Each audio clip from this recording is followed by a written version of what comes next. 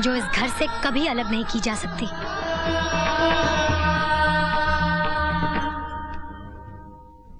देखा देखा कैसे मुंह पर चोट करके चली गई। सब तुम्हारी वजह से हुआ है। मेरी ये समझ में नहीं आता कि हर बात घूम फिर कर मुझ पर ही क्यों आ जाती है। सबसे पहले तुम ही गए थे ना उसे देखने और आकर बोले साक्षात सरस्वती है। मैंने खून नहीं किया। जब मैं अंदर गया तो उसका खून हो चुका था। ये सच है कि मैं मीना भाई के कोठे पे गया था। ये गलती मैंने जरूर की, लेकिन मेरा यकीन मानो, मैंने उसका खून नहीं किया। नहीं किया मैंने उसका खून। मेरे खिलाफ साजिश की गई है। मैं मरना नहीं चाहता पूजा। चलिए मैडम, मुलाकात का वक्त खत्म हो चुका है। पूजा मैं मरना नहीं चाहता। मैं मरना नहीं चाहता पूजा। मैं मरना नहीं चाहता पूजा। मैं मरना नहीं चाहता। मैं मरना नहीं चाहता।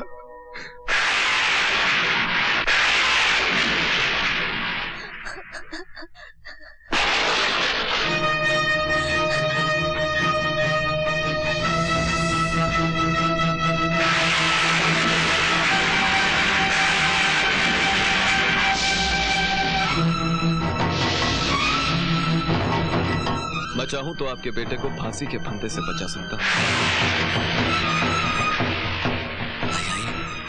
आइए आइए आइए आइए। आप वकील हैं? जी नहीं। जज हैं? नहीं। फिर कौन है आप? अजी, तुम्हें आम खाने से मतलब है पेड़ गिनने से? अब कोई भी हो, अगर आप मेरे बेटे को बचा सकते हैं तो बचा ले। उसके लिए आप जो मांगेंगे हम देंगे। सोच लीजिए, हम कीमत कुछ ज्यादा ही मांगने वाले हैं। जरूर देंगे। बोलिए क्या चाहिए? रुपया, पैसा, जमीन, जायदाद, बोलिए बोलिए।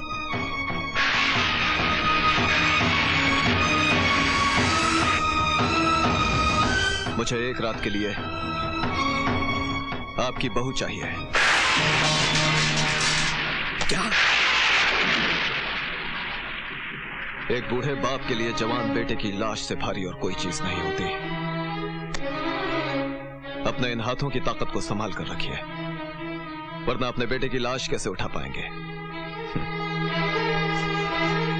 अब तो इन कांधों पर शॉल भी नहीं रख पाते, फिर बेटे की अर्थी कैसे रख पाएंगे?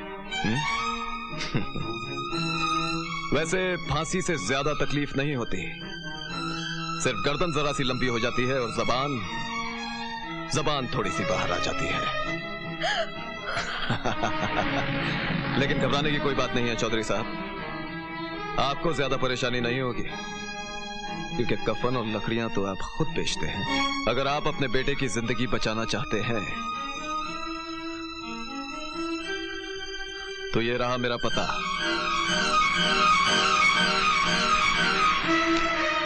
और याद रखिएगा, परसों अदालत का फैसला है और कल की रात हमारे और आपके फैसले की रात होगी।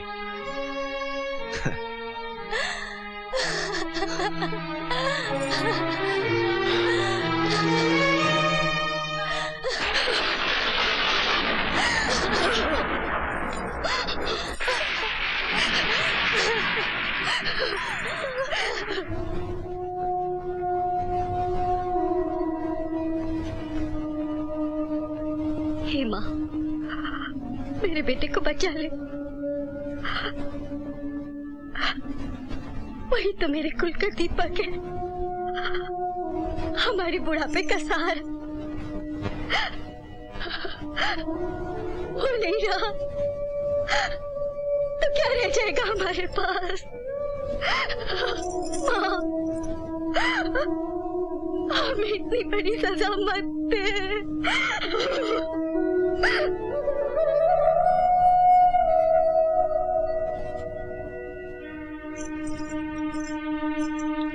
चौधरी जी, आपको पहले से ही ब्लड प्रेशर की बीमारी है, आप जरा ख्याल कीजिए, वरना मर जाऊंगा तो अच्छा ही होगा। मुझसे भी निरंजन की लाश देखी नहीं जाएगी, उससे पहले मैं जहर खा लूंगी। हे माँ, अब तू ही मेरे बेटे को बचा सकती है। बचा सकती है माँ।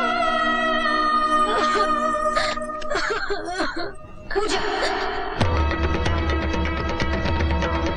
अगर तुम अपने पति की जान बचाना चाहती हो तो एक ही रास्ता है, तुम अपनी इज्जत की बलि चढ़ा दो। तुम्हारे नहीं कहने से कुछ नहीं बदलने वाला। सोच लो, तुम्हें अपनी इज्जत चाहिए या अपने पति की जान? इज्जत एक बार चली गई तो वापस नहीं मिलती, तो फिर अपनी इज्जत संभाल के रख, मत जाने दे अपने पति को। लेकिन याद रखना, जान भी एक बार चली गई तो वापस नहीं मिलती। ये भी याद रख, निरंजन की मौत के बाद इस खानदान से जितनी भी लाशें उठेंगी उसकी जिम्मेदार भी तू होगी। सारी बर्बादी तुम्हारे हिस्से में लिख दी जाएगी। भूल गई वो कस्में जो तुमने फेरे लेते वक्त खाई थी? भूल गई? बड़ी साफ सुथरी लग रही है, नहा धोकर आई होगी।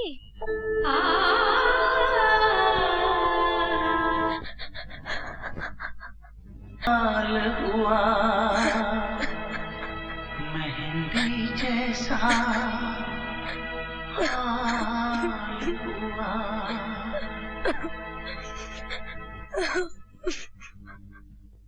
शदीद गवाह और पाए गए सबूतों की रोशनी में यह साबित हो चुका है कि निरंजन चौधरी बेगुनाह है। लिहाजा अदालत उन्हें बाइज्जत रिहा करती है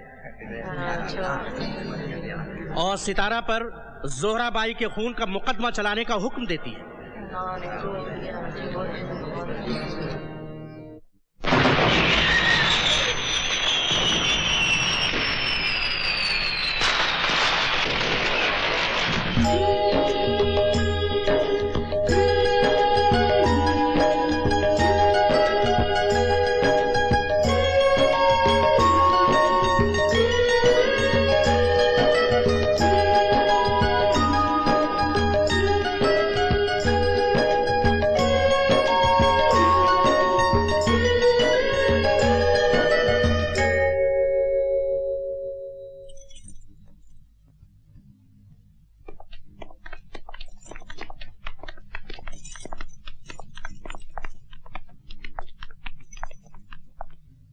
कौन था वो आदमी? कौन? वही जिसके पास तो एक रात के लिए गई थी। टुकुर टुकुर अब देख क्या रही? गई थी या नहीं? बोल। हाँ, गई थी।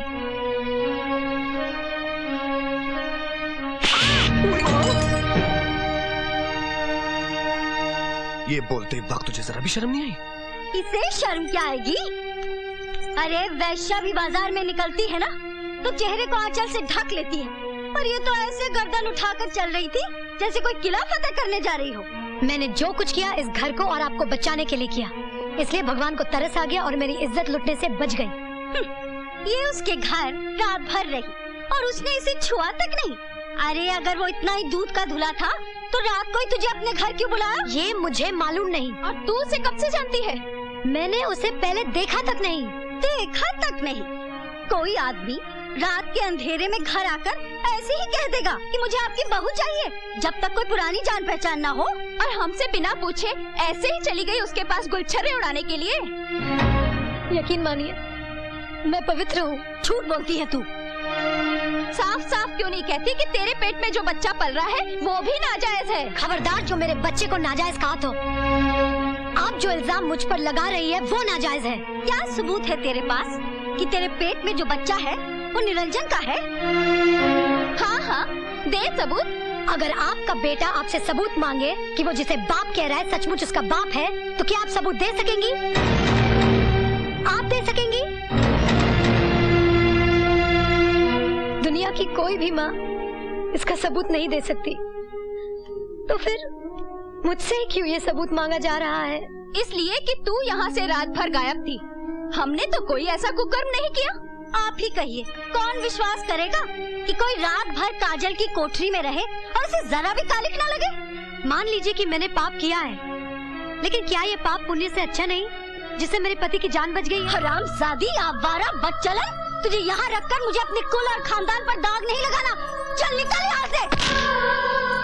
नहीं नहीं, मैं इस घर से नहीं जाऊंगी। अरे तुम घड़ी क्या देख रही हो? निकालो इस चुड़ैल को बाहर। चल निकल इस घर से। मुझे आप अपने से दूर मत कीजिए। छोटे चौधरी, कम से कम ये तो सोचो कि वो माँ बनने वाली है। तो क्या करूं? किसी और के कलंक को अपने माथे का टीका बना लूं?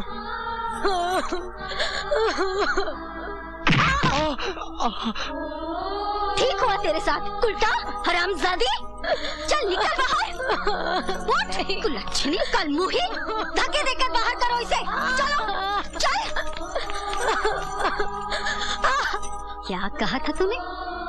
इस घर से नहीं निकलेगी? निकाल दिया ना? याद रख, चौधराइन वो नागिन है जो एक बार डस लेना, उसके जहर का कोई इलाज नहीं। अरे सारे दिए जला दे, चारों तरफ उजाला ही उजाला हो। वो डाली के जिससे मैं उड़ के गई थी, वहाँ लौट कर तो नहाना था मैंने। हंसाती है मेहंदी, रुलाती है मेहंदी, बनाती है मेहंदी, मिटाती है मेहंदी, बनाती है मेहंदी, मिटाती है मेहंदी। आपने कहा था ना पिताजी कि मैं एक बहुत अच्छी बहू हूँ। अच्छी बहू तो वो होती है जो डोली में ससुराल जाए और अर्थी में वापस लौटती है। मेरी तरफ देखिए, ये लाश बिना अर्थी के ही वापस चली आई। पूजा, पूजा बेटी,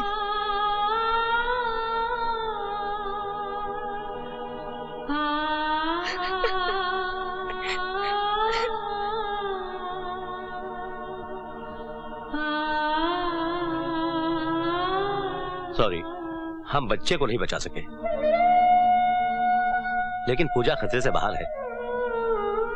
वो अभी बेहोश है, घबराने की कोई बात नहीं। अजी कहना क्या है, सारे शहर में ढिंढोरा पिटवा दीजिए कि बात पक्की हो गई है।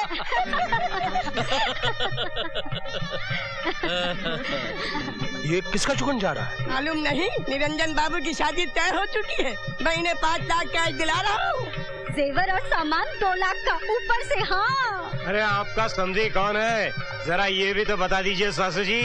शहर के सबसे बड़े अमीर सेठ सूरजमल। 10 जुलाई को बारात यहाँ से जाएगी। चलो उठो जी, आजा बेटे निरंजन, आओ पंडित जी। अरे चलो लड़कियों।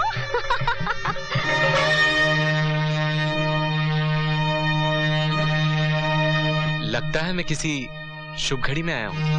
शायद वंदना बेटी का शगुन जा रहा है। जी नहीं, ये निरंजन की शादी का शगुन जा रहा है। रास्ते से हट जाएं, शगुन को जाने दें। अगर मेरी बेटी से कोई गलती हुई हो तो मैं उसकी तरफ से क्षमा मांगने के लिए तैयार हूं। मैंने आज तक जिंदगी में कभी किसी के सामने सर नहीं झुकाया, लेकिन आज आपके सामने सर झुका रहा हूं और अपनी पगड़ी आपके चरणों में रखता हूं।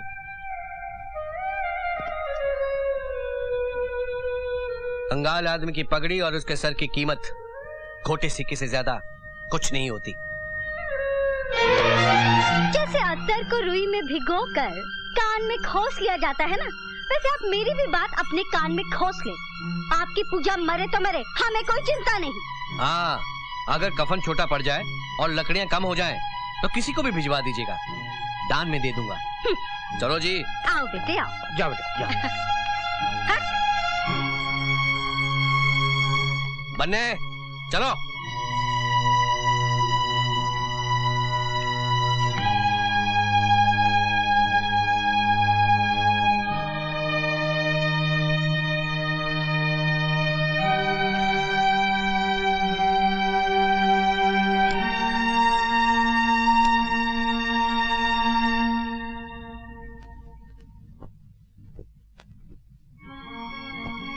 मैं पूजा को उस घर में रख लूंगा, लेकिन एक शर्त है, नेहा भी मेरे साथ रहेगी और मेरी सेवा करेगी। इससे आपकी शान भी बढ़ जाएगी। मेरी बीवी और रखेल आप दोनों के बाप कहलाएंगे। समझ में नहीं आता तुम्हें कुत्ता कहूं या सुअर। तुम तवाइफ के कोठे पे जाते तो हो ना, वहां एक कोना है जहां लोग बरसों से पान खाकर थूकते हैं। तुम उस कोने से भी ज्यादा गंदे हो, थूकने के लायक भी नहीं।